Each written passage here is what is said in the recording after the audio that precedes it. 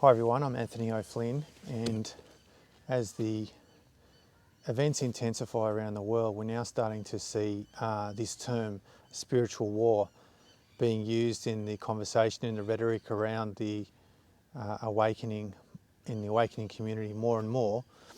And it's a very powerful term, and it's a very powerful description of the events that are unfolding globally. And it really does signify this tension or this conflict or this overall epic struggle between good and evil, which is becoming more apparent really day by day. The deeper question for many people actually really is what is good and what is evil, because this inability of the collective to actually discern the difference between good and evil, the light and the dark, is at this point still, it's relatively weak, and that would be putting it mildly. It, in some ways, many people don't have any discernment really, or I wouldn't say any, but very little discernment around the light and the dark, particularly in some of these geopolitical events that are occurring and some of the events that are transpiring around the world, and everything is reframed in the mainstream media to give the impression that the dark is the light, with this papering over or this distraction or this attempt to remodify our values, opinions and views on certain attitudes to what is occurring. But this description of a spiritual war that has popped up more and more in recent times is actually very limited in this description of what's occurring, because it gives the impression that this war has broken out in 2020 and that there is this spiritual war that's going on. And this is for two reasons. The first one is that it gives the impression that something new, whereas this has been going on for centuries. And the second one is it actually externalizes our reference point for what's occurring by giving this projection that everything is occurring outward, that this spiritual war is external. And this couldn't be anything more further from the truth. So when we consider these principles, yes, it's a very powerful description, it's a very powerful metaphor, it's very appropriate. But when we look at things deeper, it's actually quite limited, because this end of this 26,000 year cycle, as I refer to it, and as I refer to in my book, Paradigm Shift, The Global Awakening of Humanity, 2020 to 2040, which is by me.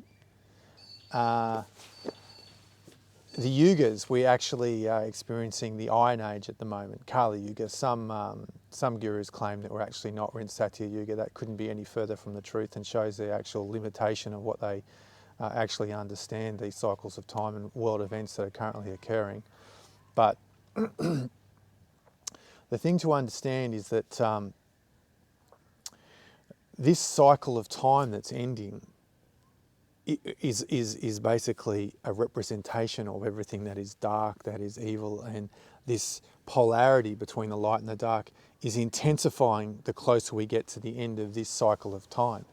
And each season has a reference point in the greater cosmology of experience of the universe, and we are supposed to have experienced this darkness that's unfolding on this planet at this time. And that's the divine will, that's the divine plan, which you can scream and carry on and go to protest marches as much as you want, but that's actually the greater understanding of the forces of nature itself that are affecting life on this planet.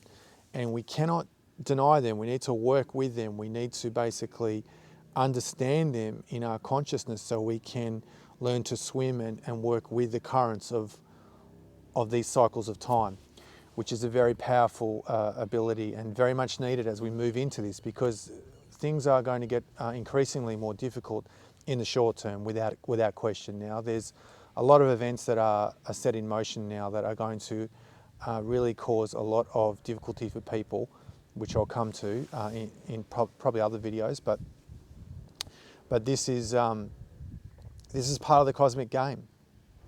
And the reason why this term spiritual war has been coined more and more, at least in my view, is that it's because of the influx of the energy of light as we move into a new cycle of time, a new season, a genuinely higher vibration.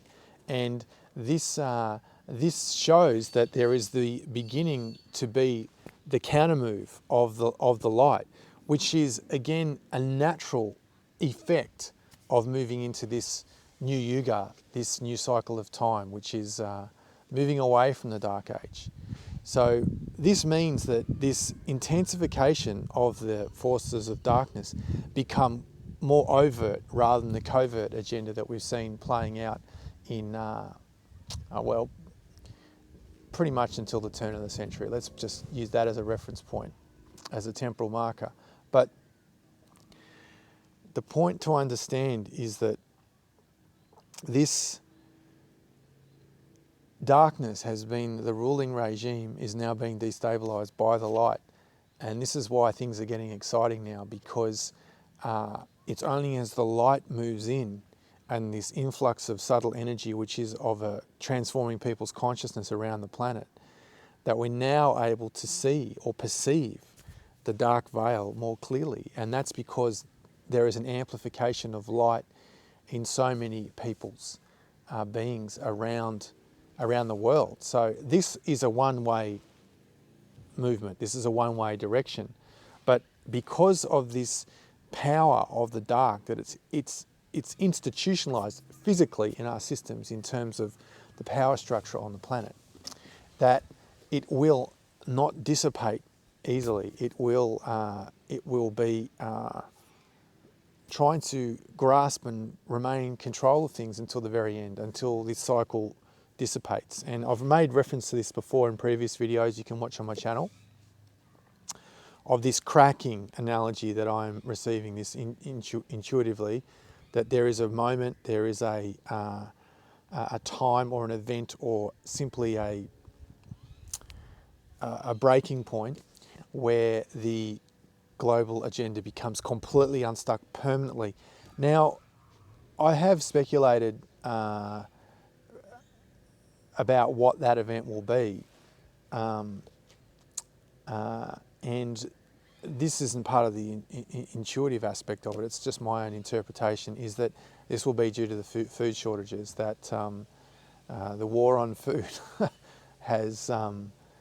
will become very obvious with this climate hysteria, and that could potentially be this. It could be other events actually, but at the moment that's looking like what it could be. So we'll have to wait and see how that plays out across this decade. It could be something entirely different. I'm not certain about this, but it's pretty high in the Maslow's hierarchy of needs, the need for food. So how this plays out, how the operations perform, we'll see how it goes. Inevitably they will fail, but the question is how much collateral damage will occur along the way. So the second point is that this limitation of looking at the spiritual war from this context, it actually means that we are always looking outside of ourselves, and it means that we're not actually able to look within and see the inner spiritual war, the war between our own higher states of purity, of elevation, and these states of consciousness, and also our lower states where we need to purify and recognize and work with the shadow and become conscious of in order to truly evolve. And this means that this connection to something external, it can be used as a spiritual bypass or a way of avoiding our own limitations and our own shadow and our own limitations as far as where is our soul journey in this point of growth. And this could be a very big blind spot for many people in the Truther movement, in the awakening community, that it's simply not something that is understood or perceived. And by definition, that the shadow is this unconscious part of our being. So this is something that I feel in time across this decade will become more, a much higher experience or a much higher consideration for many people who are on this journey and who are taking it seriously and who are focusing on the inner spiritual war, which is one that we will all need to, the path we need to undertake. There is no exceptions to this. There's no getting around this. There's no downloading it. There's no avoiding it. You can try to bypass it all you want, but the importance is to embody these qualities truly, and this is the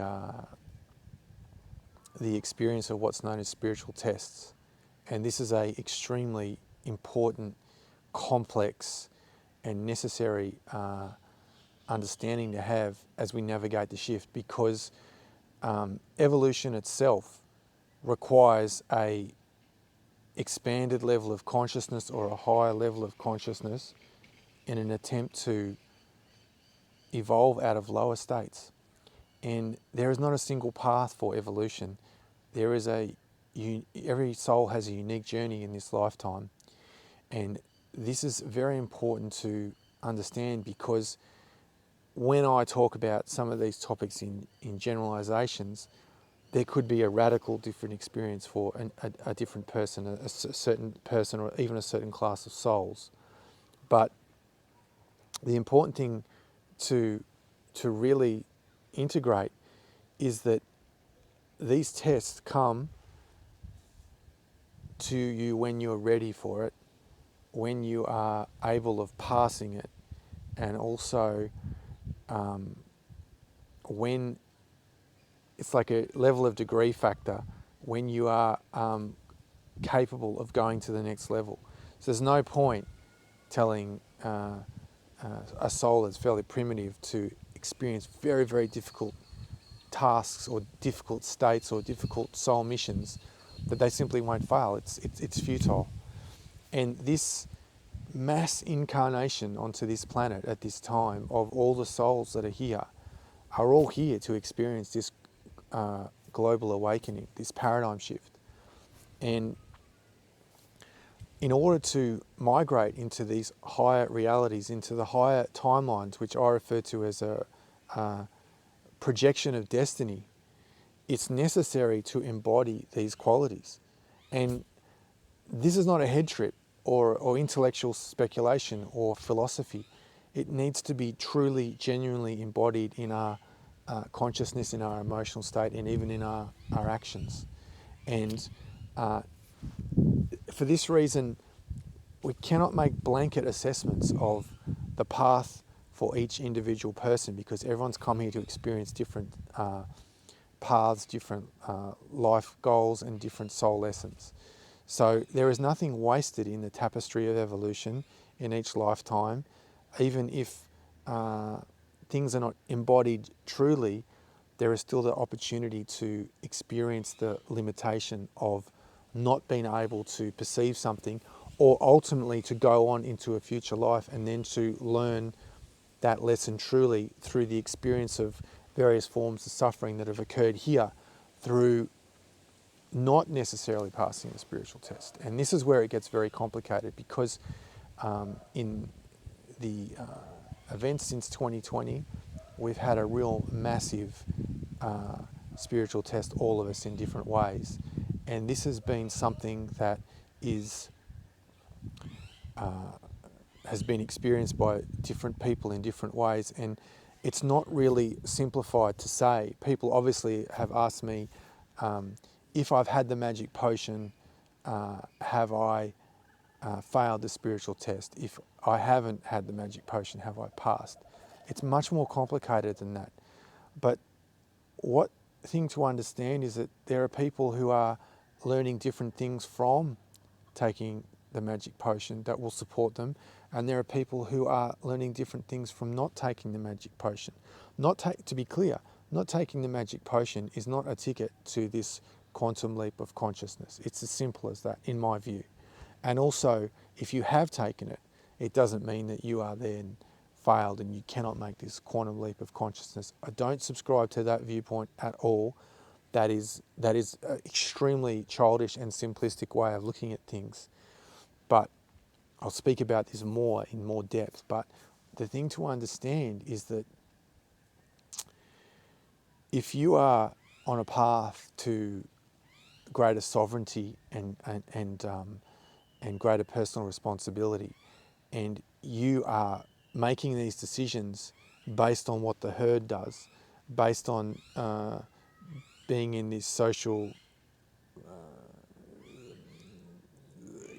contract of fitting in with the herd, then, and that's the motivation for that decision, then this shows a limitation of, at the moment, as things are at the moment, to not be able to have that state of sovereignty. And that's one of the key issues of this entire cosmic game that's unfolding, is this connection to sovereignty and greater personal responsibility and free will, and not going along necessarily with the masses when the masses are charting a course of insanity. Now, the beautiful part of this is that if that is a motivation for someone, then they'll get that opportunity again, whether it's next week, next year, next lifetime, to expand on and integrate those lessons, which now we see is going to be extremely problematic for some people because of the catastrophic fallout that's now taking place because of the consumption of the magic potion and what that means for people individually, collectively, family units, nations, all this, which, as things are at the moment, is not clear.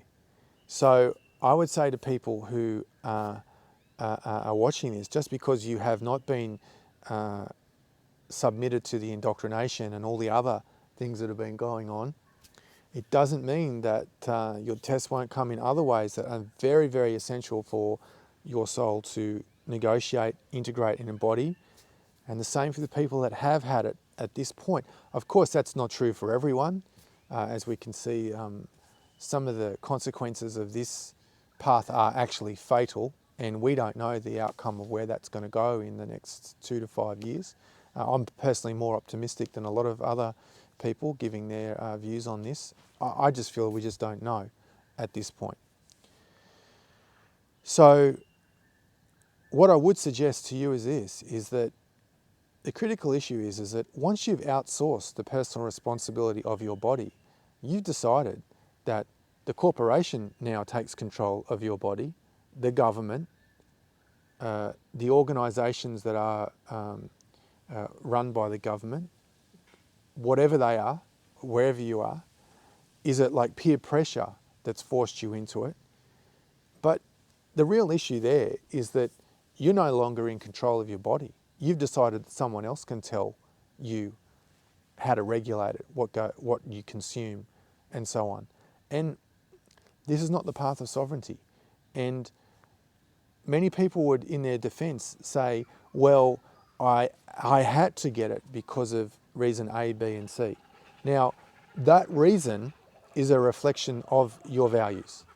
And I'm not saying that people's values, which would generally be in regard to this security, being able to, which is being able to pay for the mortgage, which is keeping their job, which is providing for the family, all these things, which are all very valid.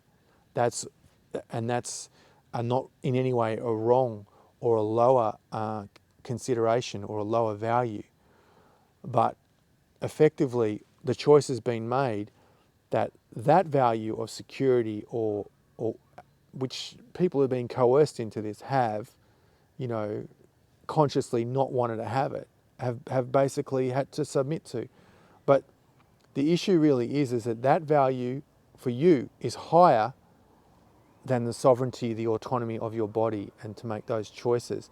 And this is where the difficulty comes, because this value is extremely significant in the path of awakening. Now, I'm not here to shame anyone or to judge anyone or anything in that way. I simply look at things at the level of cause and effect. And cause and effect is the most powerful a cerebral, analytical, critical way of understanding these events that are transpiring.